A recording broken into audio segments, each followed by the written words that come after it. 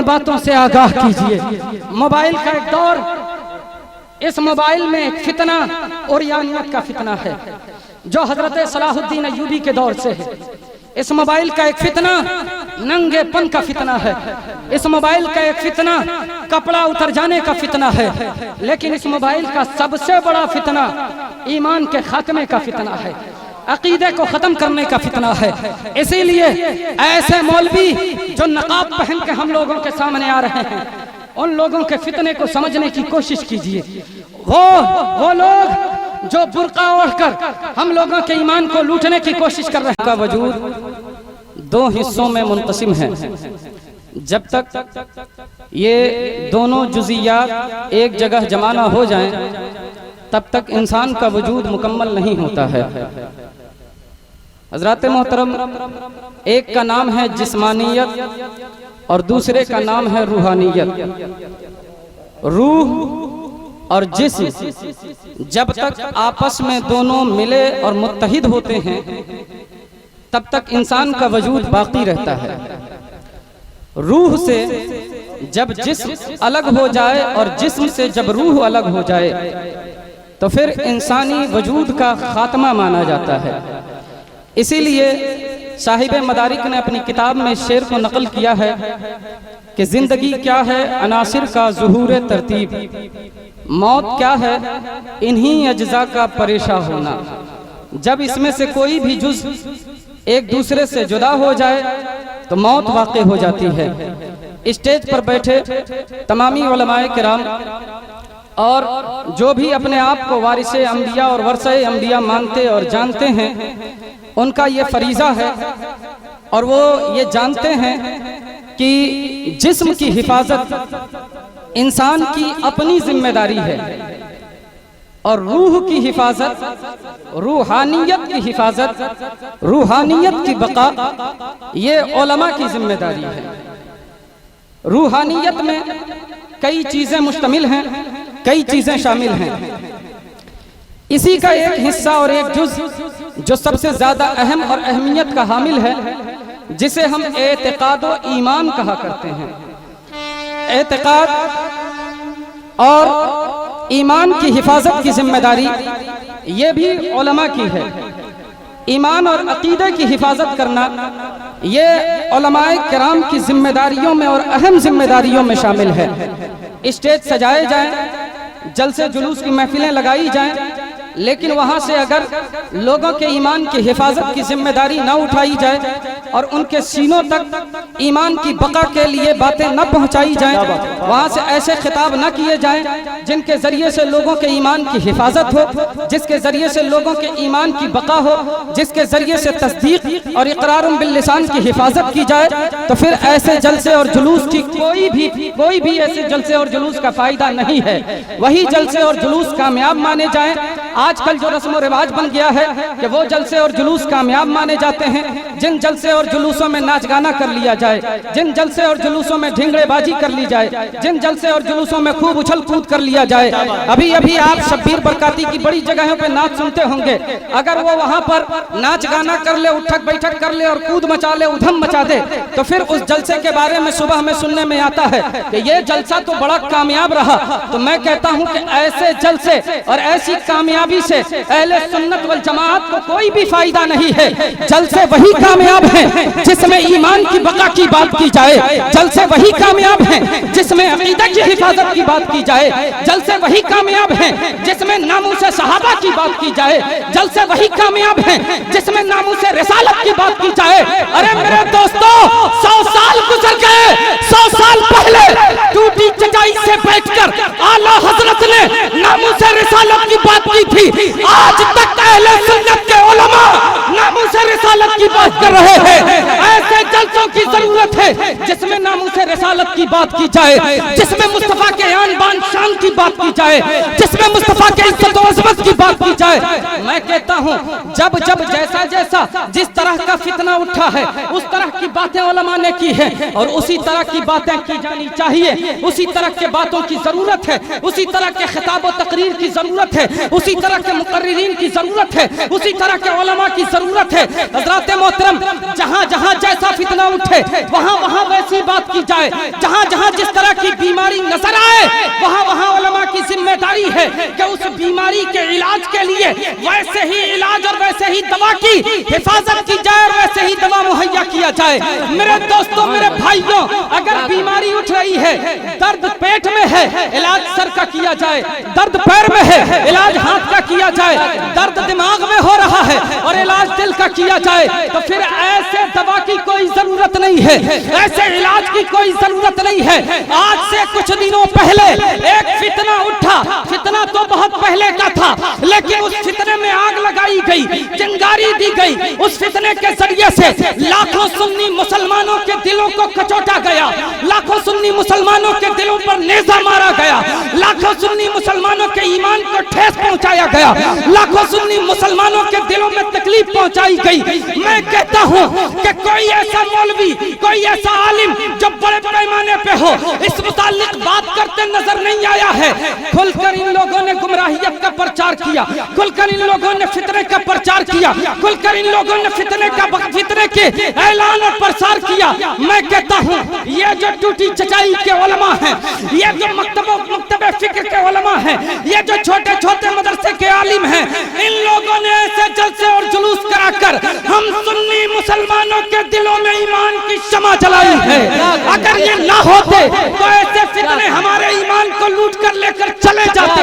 हज़रात मोहतरम, क्या हमारी आंखों ने जीते जागते नहीं देखा कि अजमेर मुअल्ला की मुक़द्दस सरजमीन से, अजमेर मुअल्ला की मुनव्वर सरजमीन से, अजमेर मुअल्ला के मुक़द्दस सरजमीन से, हुजूर ख्वाजा अजमेरी के मुक़द्दस सरजमीन से, वो जगह जहां से पूरे हिंदुस्तान में ईमान की रोशनी जलाई गई है, ईमान की रोशनी बांटी गई है, ईमान की लौ जलाई गई है।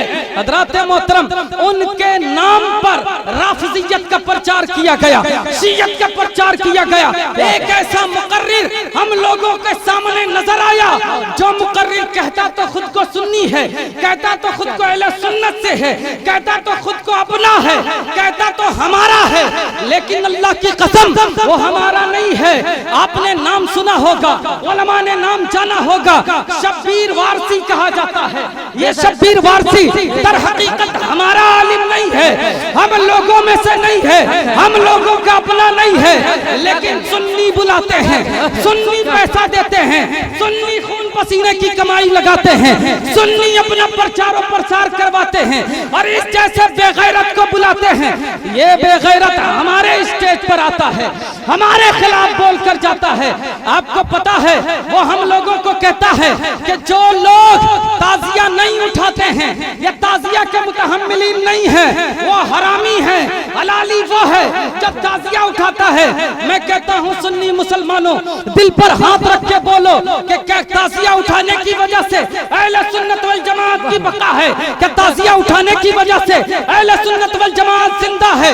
नहीं नहीं, ताजिया उठाना ना उठाना ये एक इख्तिलाफी मसला और मसला के अहले सुन्नत, मसला के आला हजरत में एक मुत्तफिका मसला है कि इसके मुताल्लिक कोई भी चूचरा की बात नहीं है, बल्कि ताजिया उठाना हमारे नजदीक सही नहीं है। ताजिया उठाना सही तब है जब इमाम हुसैन का सही रोजा बनाया जाए। हज़रात मोहतरम, ये एक अलग मौजू, एक अलग मामला हो जाएगा। मैं आप सबको बताकर जाना चाहता हूँ कि दिमाग की नसें खोलिए, अपना दिल खोलिए। अगर आपने आज ना समझा तो कसम खुदा की आने वाली नस्ल राफिजियत का प्रचार करते नजर आएंगी। अगर आज आप ना जागे तो आने वाली नस्ल शियत का प्रचार करते नजर आएंगी। अगर आज आपने ना समझा इस फितने को तो आपकी आने वाले नस्लों के ईमान की जिम्मेदारी कोई नहीं ले पाएगा। हजरात, इसीलिए मैं कह रहा हूँ कि जहाँ जहाँ जैसा जैसा फितना उठे उस फितने को दबाना ये उलमा की जिम्मेदारी है। एक दौर था जिस दौर में कुरान की हिफाजत, कुरान की बका, कुरान को बचाना बड़ा मुश्किल था। ऐसे दौर में उस्मान गनी ने कुरान की हिफाजत की है। वाह वाह, क्या कहना, जोर से बोले सुभान अल्लाह, सुभान अल्लाह, सुभान अल्लाह। ऐसे दौर में उस्मान गनी ने कुरान की हिफाजत की है। एक दौर ऐसा था जिस दौर में ज़कात के मुनकिर, ज़कात का इनकार करने वाले, ज़कात को इस्लाम का हिस्सा न मानने वाले सर उठाने लगे। ऐसे दौर में अबू बकर सिद्दीक ने सदाकत की हिफाजत की है। एक तरफ इस्लाम की एक जंग लड़ी जा रही है, एक तरफ इस्लाम की एक जंग लड़ी जा रही है, वहां से सिपाहियों को बुलाकर कहा सबसे पहले ज़कात की हिफाजत की जाएगी, ज़कात के जरिए से गरीब मुसलमानों की हिफाजत की जाएगी, कुरान की हिफाजत की जाएगी, उसके बाद कोई दूसरी जंग लड़ी जाएगी। एक दौर ऐसा आया जिस दौर में अदालत पर उंगलियां उठाई जाने लगी। उस दौर में हजरत उमर ने अपनी अदालत का डंका बजवाया है। एक दौर ऐसा आया जिस दौर में आले रसूल और अहले रसूल, जुज़्वे मुस्तफा, खानदाने मुस्तफा और आले मुस्तफा पर उंगलियां उठाई जाने लगी। ऐसे दौर में अली ने इस्लाम का आलम बुलंद किया है। वाह वाह, अली ने इस्लाम का आलम बुलंद किया है। हज़रात मोहतरम, एक दौर ऐसा आया जिस दौर में कलमा पढ़ते थे, नमाज पढ़ते थे, रोजा रखते थे, मगर शराब की कसरत हो गई, झूठ को जायज समझा जाने लगा, गद्दारी को वफा समझा जाने लगा। ऐसे दौर में वफा की असल तारीफ मैदान करबला से इमाम हुसैन ने कर दिखाया है। वफा को हम सबसे रोशनास और आशनास करवाया है। फिर दौर बदला, अलग अलग दौर में अलग अलग तरह के फितने उठे, अलग अलग दौर में अलग अलग तरीके से लोगों को बहकाया गया, अलग अलग दौर में अलग अलग तरीके से लोगों के ईमान को लूटा गया।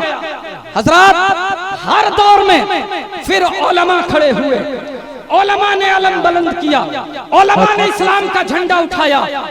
एक दौर ऐसा आया जब मसले मसाइल में पेचीदगी हो गई, क्या बात, फिक़्ह में लोगों को गलत फहमियां होने लगी, कौन सी हदीस मानी जाए और किस हदीस को छोड़ दिया जाए, कौन सी हदीस ज़ईफ है और कौन सी हदीस मजबूत है, इस चीज में लोगों का टकराव होने लगा। ऐसे दौर में इमाम आज़म ने फिक़्ह का अजीम इमाम होकर हम सबके सामने इस्लाम के अलम को बुलंद किया है।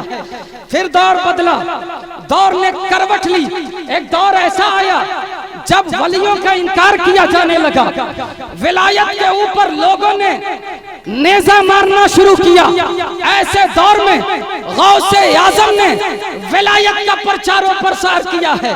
हजरात, जिस दौर में जैसे जैसे जहां जहां पे जिस तरह का भी फितना उठा है, उस दौर में जिस दौर में जैसा भी फितना उठे, उस दौर में हमारे उलमा की जिम्मेदारी होती है कि हमारे उलमा उस दौर के फितने को दबाएं और हमारे ईमान की हिफाजत फरमाएं। हजरात, हमारे उलमा से ही हमारे ईमान की हिफाजत होती है, ये हम सबको जानना और मानना चाहिए। अगर इन उलमा ने हम सब के सरों से हाथ हटा लिया तो यूं समझें कि फिर हम सब बेसाइबान हो जाते हैं। इन्हीं उलमा की वजह से हम सब ईमान की रोशनी से मुनव्वर हैं, ईमान की लौ से हमारे सीने मुनव्वर हैं और रोशनास हैं। हज़रात मोहतरम, जरूरत इस बात की है कि हम अपने और बेगानों में फर्क करें कि हमारा आलिम कौन है, हमारे ईमान की हिफाजत कौन कर रहा है, हमारे ईमान की बका के लिए कौन खड़ा है, ये हम सब फर्क और इम्तियाज करें। आजकल कोई भी आएगा, स्टेज पर बैठ जाएगा और अपना कहने लगेगा, हम सब मुंह बांध कर जुबान बंद करके उसे अपना मान ले, ऐसा हरगिज नहीं करना चाहिए।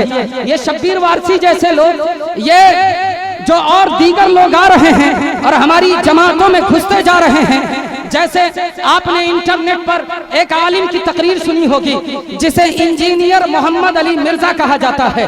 बहुत से लोग उसकी तकलीद और इत्तिबा कर रहे हैं, बहुत से लोग उसकी बातों से इत्तेफाक कर रहे हैं और बहुत से लोग उससे मुत्तफिक हैं और उसकी बातों पर अमल कर रहे हैं। वो कहता है कि न सुन्नी, न देवबंदी, न वहाबी, न शिया, न राफिजी, न कादियानी, बल्कि तुम डायरेक्ट अल्लाह को मानो और डायरेक्ट रसूलुल्लाह को मानो।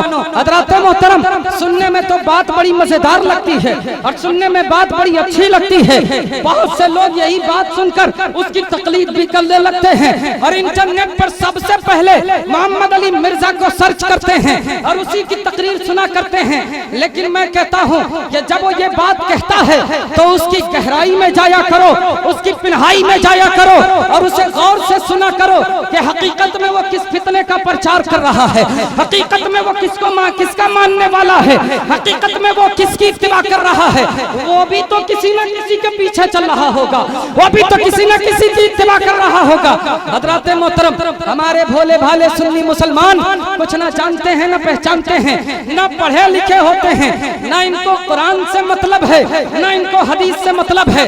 میں نے مسلمانوں کا فیصد نکالا ہیومن رائٹ کا، اور یونیسکو کے ہیومن رپورٹ ہے، اس کے مطابق مسلمانوں کی جو آبادی ہے 100% آبادی میں 45% لوگ ایسے ہیں جنہوں نے ایک اچھر ایک حروف بھی نہیں پڑھا ہے، ایک اچھر ایک حروف بھی نہیں پڑھا ہے۔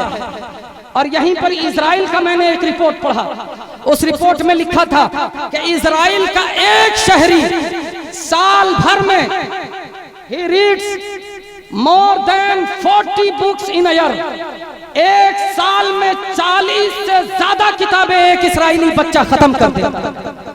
ایک طرف مسلمان کا بچہ ہے جس کی 45% آبادی ایک حرف بھی پڑھی ہوئی نہیں ہے، اور 55% جو آبادی ہے، اس 55% میں ہائی اسکول کے اوپر جانے والے لوگ صرف 7% ہیں۔ 7%، اس 7% میں آپ پھر بی اے اور ایم اے کرنے والوں کی تعداد نکالیں، آپ کی آنکھیں حیرت کے مارے کھل کر گولی بن جائیں گی، سوچتے رہ جائیں گے کہ مسلمانوں کا طبقہ تعلیمی معاملے میں کتنا پیچھے ہے۔ لیکن یہی مسلمان کا بچہ جب محرم آتا ہے تو کالر چوڑا کر کے سینے کا گریبان پھاڑ کر سب کے سامنے خود ہی مفتی نظر آتا ہے، اب کون ہے جو مجھ سے زیادہ مسئلہ بتائے گا؟ اور محرم کے 10 دن تک اس سے زیادہ پڑھا لکھا کوئی ہو ہی نہیں سکتا ہے۔ حضرات محترم، محرم سے آگے بڑھیے، ربیع الاول کا جب جلوس نکلتا ہے، میں وہ ہوں جو اپنی کمی بھی دیکھتا ہوں اور غیروں سے بھی آگاہ کرتا ہوں۔ یہ نہ سمجھیے گا کہ سنی نہیں ہوں، سنی ابن سنی ہوں، الحمدللہ الحمدللہ، سنی ابن سنی ہوں۔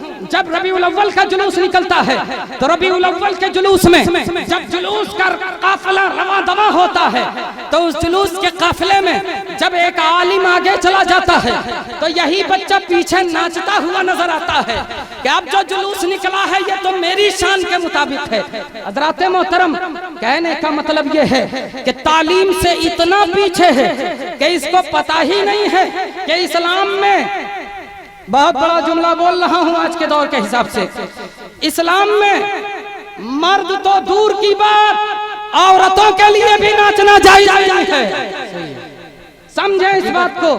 اور یہی بچہ جب انٹرنیٹ پہ جاتا ہے اور کچھ لوگوں کی تقریر سن لیتا ہے، شبیر وارسی جیسے لوگوں سے جب یہ تقریر سن کر اور برینڈ واش کروا کے آتا ہے اور جب اس کے دل سے ایمان کا نور خالی ہو جاتا ہے تو یہی آ کر عالم صاحب کے پاس، امام صاحب کے پاس آ کر حجرے میں بیٹھے گا، پیچھے نماز نہیں پڑھے گا، حجرے میں بیٹھے گا اور کہے گا، امام صاحب یہ شبیر وارسی وہ ہے جو امام حسین کا نام لیتا ہے اور آپ اسی کی مخالفت کرتے ہیں۔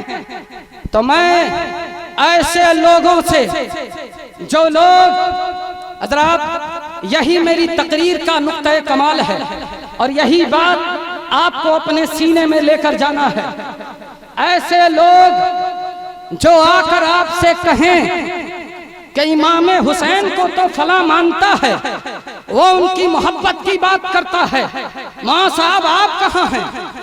وہ تو حضرت علی سے محبت کرتا ہے، ماں صاحب کیا آپ نہیں کرتے ہیں؟ وہ تو علی اکبر علی اصغر کی بات کرتا ہے، ماں صاحب آپ نہیں کرتے ہیں۔ تو ایسے لوگوں سے آگاہ ہونے کے لیے اور ایسے لوگوں کا فتنہ پہچاننے کے لیے صرف فداء المصطفیٰ قادری یہیں پورے نواز میں رہتا ہوں، اگر میری بات غلط ہو جائے تو آ کر گریبان پکڑ لینا اگر صحیح ہو تو سنیوں کے بچے بچے تک میرا یہ جملہ پہنچا دینا. کیا کہنے؟ زندہ باد زندہ باد. کیا اگر کوئی آ کر امام حسین کا، علی اکبر کا، علی اصغر کا، قاسم کا، مسلم بن عقیل کا اور حضرت علی کا نام لے تو ان سے کہیے گا کہ حضرت اسلام صرف اتنے میں نہیں ہے. کیا اسلام حضرت علی سے لے کر صحابہ تک ہے. کیا کہنے؟ حق ہے. سبحان اللہ سبحان اللہ. جو صحابہ کو، حضرت علی کو، امام حسین کو، تمام جانشینان مصطفیٰ کو مانے وہ اہل سنت ہے. جو ان کو نہ مانے وہ اہل سنت سے. آباد زندہ باد. نعرہ تکبیر، نعرہ رسالت، عظمت صحابہ کرام، عظمت مصطفیٰ. حضرات انہی صحابہ کے متعلق حضور نے فرمایا ہے من عزا مسلمن فقد عزانی ومن عزانی فقد عز اللہ. ایک عام مسلمان سے لے کر صحابہ کی مقدس جماعت تو بہت بڑی جماعت ہے. جو ایک عام مسلمان کو بھی تکلیف پہنچائے وہ اللہ کے رسول کو تکلیف پہنچاتا ہے. سوچیں جو لوگ صحابہ کو تکلیف دے رہے ہیں، جو لوگ حضرت امیر معاویہ کو تکلیف دے رہے ہیں، جو ابو بکر صدیق کے ایمان پر کیچڑ اچھالنے کی کوشش کر رہے ہیں، جو عثمان کے نام پر کیچڑ اچھالنے کی کوشش کر رہے ہیں، جو عمر کے نام پر کیچڑ اچھالنے کی کوشش کر رہے ہیں، وہ حضرات سب کچھ ہو سکتے ہیں لیکن مسلمان نہیں ہو سکتے ہیں.